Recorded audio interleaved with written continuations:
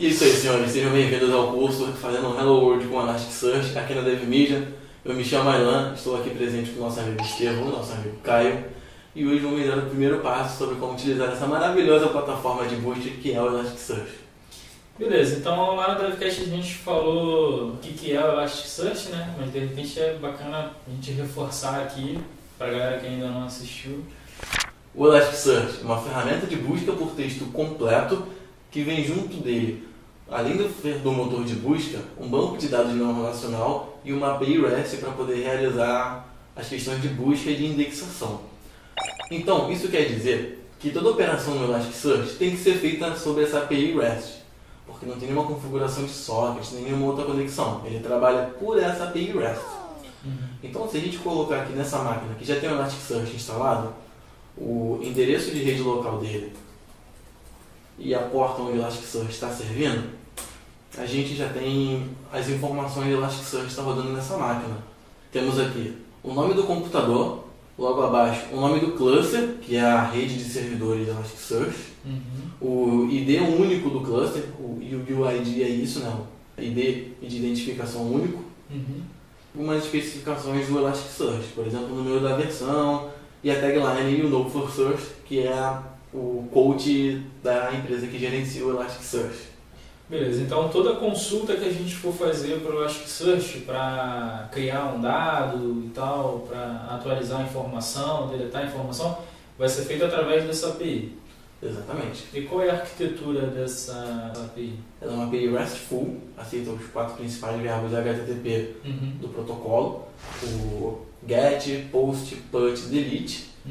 É isso, ela tem uma forma bem simples de trabalhar, ela trabalha com objetos JSON no corpo da requisição e é relativamente intuitivo, uma vez que você está acostumado com a sintaxe de query do Elasticsearch. E o cara precisa saber também como é que funciona uma API RESTful, né? Sim, é um dos pré-requisitos entender mais ou menos como funciona uma API REST. Entendi. Como é que usa os verbos HTTP, qual o papel de cada verbo HTTP, essa questão de enviar requisições com JSON no corpo e receber JSON também na resposta, né?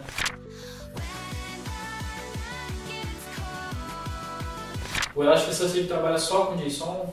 Ele trabalha só com JSON, ele trabalha com JSON na query, ele trabalha com JSON nos documentos indexados. Ele é full JSON. Entendi. Então, né, internamente ele tem um banco de dados não relacional, ele trabalha com sistema de armazenamento em documentos, né? São documentos, são arquivos JSON e as queries que você dispara para ele através dessa API REST também são estruturadas em formato JSON. Tu tem um exemplo aí de query para mostrar pra gente? Sim, eu tenho muitos exemplos aqui de query, só que uma coisa que a gente tem que citar é que não é conveniente a gente ficar usando requisição no navegador para poder fazer as queries pelo Elasticsearch. Okay. Um pouco melhor se ele usar um programa de envio de requisição HTTP como o Postman ou o Insomnia. Porém, o Elasticsearch ele nos provê uma ferramenta da Elastic Stack muito mais poderosa, que é o Kibana. O Kibana, a gente consegue fazer o download dele aqui pelo próprio site do Elasticsearch. E ele é muito simples de usar. Você vai baixar a versão dele, que é um arquivo compactável do ponto .RA, no ponto .zip, vai abrir na pasta de qual for descompactado, vai entrar na pasta bin e vai executar esse arquivo kibana.bat. Vai demorar um tempinho, 1 minuto, 5 minutos, dependendo do seu computador, e ele vai executar a linha de comando que vai ficar mais ou menos dessa forma como vocês estão vendo na tela. Isso quer dizer que o Kibana está rodando e pronto para ser usado. O Kibana ele é uma aplicação web, quer dizer que você pode usar ele pelo navegador, entrando no seu endereço local pela porta 5601.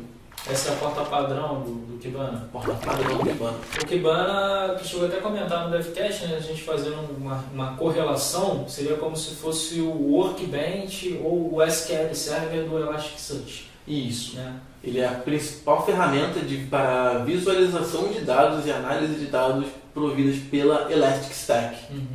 Ele é um pouquinho diferente de uma aplicação que a gente costuma executar no Windows, né? Quer dizer, você não precisa instalar ele. Você vai só descompactar e abrir ele a partir desse batch. É porque ele é uma aplicação web. Ele é uma single page application que tem um servidor interno que serve na porta 5601 e a gente acessa ele pelo navegador. Ele mostra pra gente aqui uma tela feita em JavaScript e através dela a gente consegue fazer todas as operações que são precisas. Entendi. Então só para ficar claro, não preciso botar ela numa Apache, não preciso fazer nenhum tipo de procedimento nesse sentido. É só baixar, descompactar e executar o batch e eu já posso abrir ela pela porta 5601 no navegador. Você precisou fazer alguma configuração nele para ele executar nessa porta? Nenhuma. Tanto o Elasticsearch quanto o Kibana foram instalados com as configurações default mesmo. Eles podem ser configurados para rodar em outra porta, rodar de outras formas, mas para esse curso a gente não precisa fazer nada disso porque não é o foco do curso. Então aí no Kibana, o que você vai mostrar para a gente? É a query? Então, o Kibana ele nos fornece uma forma de fazer query que é mais prática do que usar o Postman ou o Insomnia ou fazer direto no navegador, que é o console. O console do Kibana fica aqui em DevTools. E através do console a gente consegue fazer requisições HTTP simplesmente por escrever o verbo e a URL logo depois. Ele vai procurar na porta padrão do Elasticsearch, que é 9200, e ele vai falar, cara, essa porta aqui do Elasticsearch está rodando, eu estou apontando para ele. Se você tiver instalado o Elasticsearch na sua casinha ou outra porta, você vai ter que configurar isso. Mas usando a configuração padrão é só começar a escrever da forma que você está fazendo aí. Exatamente, usando a configuração padrão, ele já vai apontar direto para esse endereço aqui. Isso aqui. Então se a gente colocar, por exemplo, só o nome do nosso index, que é o full list movies, ele já manda um get para cá. Entendi. Esse index que você está falando aí é o quê? É o banco de dados? É isso? O index, você pode imaginar ele como se fosse um banco de dados, só que ele é um pouco diferente disso. No Devcast eu falei, Elasticsearch faz a busca por questão de índice invertido, onde ele salva uma folha muito grande com os termos dos documentos que foram indexados e onde a gente vai fazer a busca. O índice, ele é isso. Todos os documentos que você salva no Elasticsearch, você salva em um índice. E esse índice, ele indexa os termos num índice invertido. E é através do índice que a gente vai anexar documentos e realizar buscas. Entendi. Então, se a gente fosse fazer um deparo aí, seria assim, o que a gente trata aí como índice seria o nome do banco de dados? Do banco de dados. Ou seria o nome da tabela? Vamos lá. Inicialmente, a equipe do Elasticsearch, ela recomendava você fazer um comparativo onde o index era equivalente a um banco de dados de um sistema relacional. E o document type, tipo de documento, é o equivalente à tabela de um sistema de banco de dados relacional. Porém, nessa versão do Elasticsearch, cada índice pode ter apenas um tipo de documento. Então essa correlação já não é mais tão precisa. A gente consegue fazer analogia ainda de que ele é um espaço onde você vai colocar os documentos. Dizer que ele é o equivalente a um banco de dados não é completamente incorreto, mas vai ficar sobrando a questão da analogia com as tabelas. Entendi. São coisas tão parecidas que talvez essa comparação não fique perfeita, né? Não explique 100% o que seja isso, mas eu imagino que seja uma coisa bem de banco de dados não relacional. Eu só fiquei com uma dúvida, cara, porque você falou assim, todo índice tem um tipo de documento, né? Só que na minha cabeça, assim, pela palavra, né, JSON é um tipo, né, mas JSON seria um formato, no caso. Tipo de documento é o quê? É a estrutura do documento? Boa pergunta. Tipo de documento é o tipo da entidade que você vai estar anexando para esses tipos de documento. Por exemplo, a gente está trabalhando aqui com um banco de dados de filmes. Então, o tipo de documento é movie, filme em inglês. Ah, saquei. Então, o movie que tem o título, tem a descrição, tem a produtora, isso é um tipo de documento. Exatamente. Então, o index é só uma forma de organizar um grupo de documentos. Né? Posso ter vários índices organizando os mesmos documentos de forma diferente. Sim, isso é possível.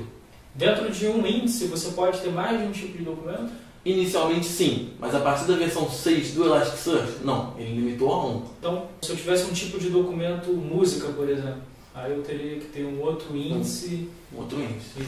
Então vamos lá, aí você está fazendo um get para movie. Então, estou fazendo um get para movie. Note aqui que toda vez que eu apertar Ctrl Enter, é a mesma coisa que clicar aqui, que é a mesma coisa que rodar a query. Se eu colocar um get para movie, ele vai só dizer que não é permitido, porque a gente precisa informar o que a gente está exatamente fazendo com esse endpoint. Então a gente coloca underscore search para chegar e dizer, cara, estou fazendo uma busca para esse endpoint e se não tiver uma query, me traz todos os dados desse índice nesse tipo. E aqui, quando a gente executa a query, ele faz exatamente isso. Ele traz todos os 399.285 resultados do índice, paginando de 10 em 10. Então, uma das coisas que o Elasticsearch me permite fazer é buscar pelo ID de um documento que já está indexado, e ele vai nos trazer os dados desse ID. Especificamente aquele documento, especificamente daquele documento. Ou a gente consegue colocar a ação search para identificar pelo Elasticsearch que a gente precisa fazer uma busca, trazer um resultado de uma busca nessa resposta. O ID que você colocou ali é aquele underline ID que a gente vê ali, né? Isso. E esse campo ele é gerado pelo Elasticsearch quando você insere isso. Aí no caso é o ID do documento. O ID do documento inteiro, quer dizer, não é o ID de um registro. É do documento. É o ID do documento, beleza. Bom, então a gente está vendo ali o underline search, que remete um pouco a gente ao RPC, né? Que é um modelo anterior à popularização do REST, né? Porque geralmente numa URL, quando você está fazendo a consulta para um recurso no REST, você não costuma passar a ação, né? Só pelo verbo HTTP ele já sabe o que ele vai fazer.